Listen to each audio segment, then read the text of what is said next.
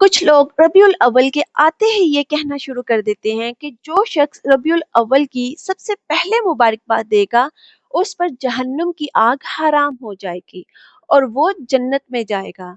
क्या जन्नत कमाना इतना आसान है?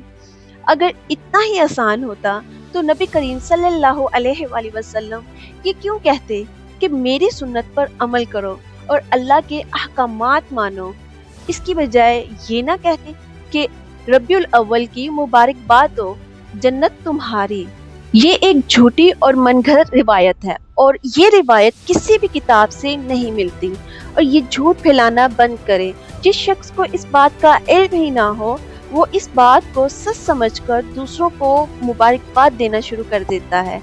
और जो लोग आंख बंद करके दूसरों की बात पर यकीन कर लेते हैं, मैं उनसे यही कहूँगी कि जब तक आपको किसी बात की तस्दीक ना हो उसको आगे शेयर ना